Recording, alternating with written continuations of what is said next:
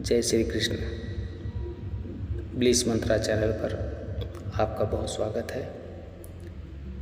श्री कृष्ण कहते हैं दुनिया में परोपकार सबसे बड़ा धर्म है और दूसरों की सहायता इस दुनिया का सबसे बड़ा कर्म है।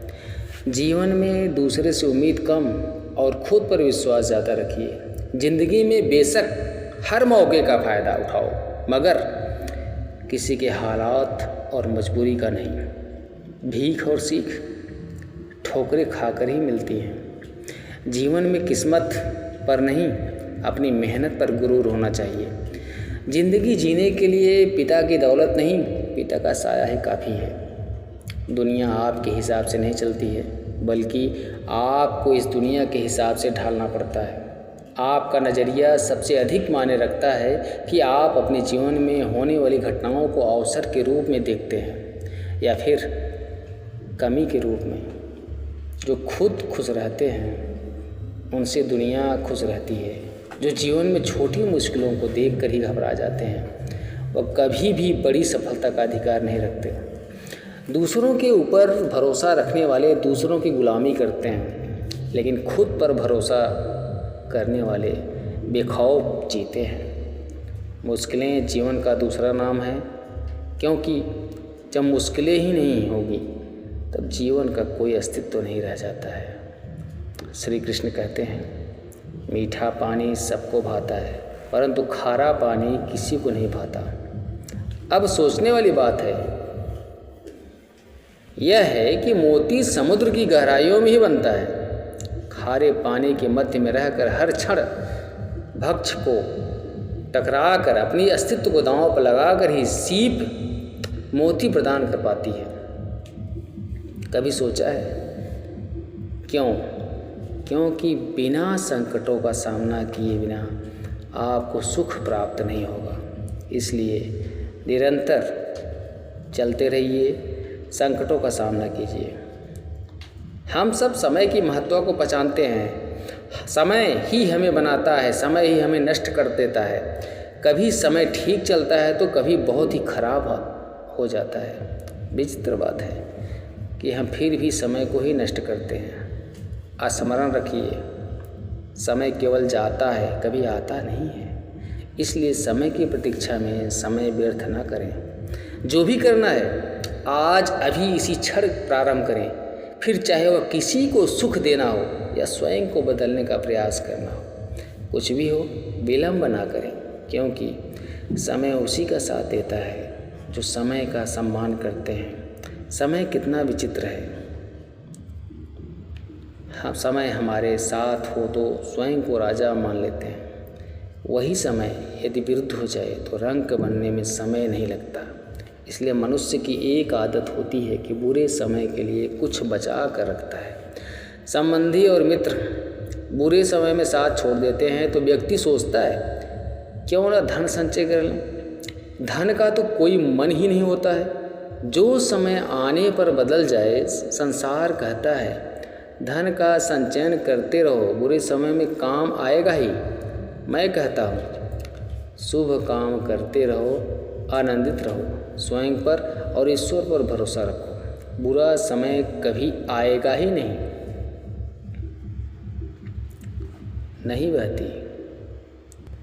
नहीं बहती नदियाँ कितनी सुर होती हैं, पावन होती हैं। जहाँ से जाती हैं वहाँ एक नया जीवन प्रदान करती हैं।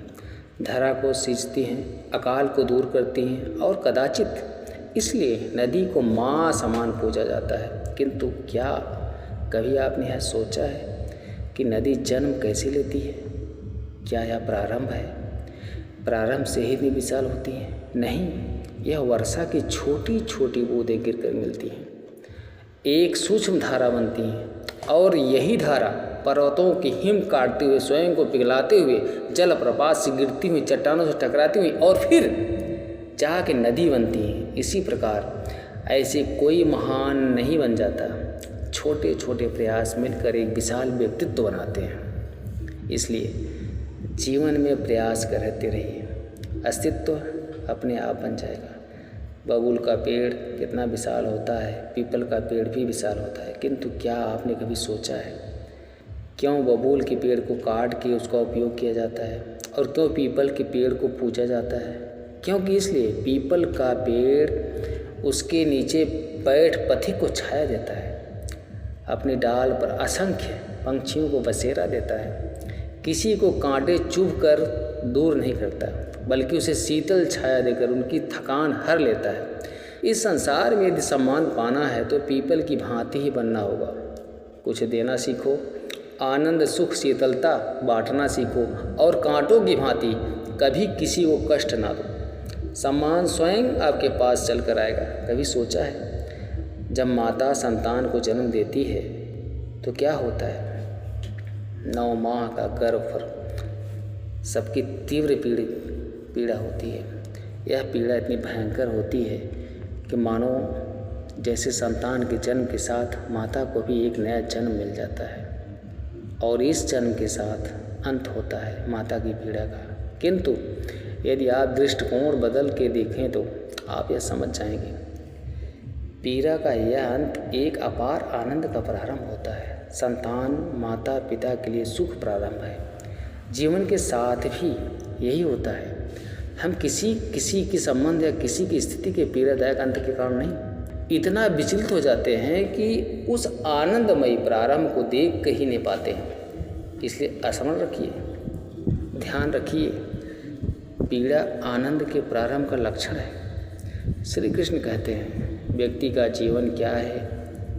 अब आप कहेंगे जन्म और मृत्यु के बीच का समय और मृत्यु कब होती है? जब व्यक्ति सांस लेना छोड़ दे, हाथ पांव चलना छोड़ दे, सोचना छोड़ दे। ऐसा नहीं है। जल की मृत्यु तब नहीं होती है जब वह सूख जाती है। जल की मृत्यु तब होती है जब वह प्यास बुझाना बंद कर देती है। सूर्य की मृत्यु तब नहीं होती जब उस पर ग्रहण लग जाए। जब सूर्यास्त हो जाए, सूर्य की मृत्यु तब होती है जब वह भविष्य में संसार के जीवों को प्रकाश की आशा देना छोड़ दे। उसी प्रकार मनुष्य का अंत, उसकी मृत्यु तब होती है जब उसके भीतर की करुणा का अंत हो जाए। करुणा वह भाव है जो मनुष्य को मनुष्य बनाए रखती है। जो मनुष्य किसी और मनुष्य का कष्ट उसकी आवश्यकता का अनुभव कराती है, जो उसे बल देती है, किसी और की सहायता करने के लिए उसे पात्र बनाती है, इस सृष्टि का नियंत्रण रखने के लिए देखिए इस संसार में मृत्यु केवल एक बार होती है। तो इस करुणा को क्यों मारना?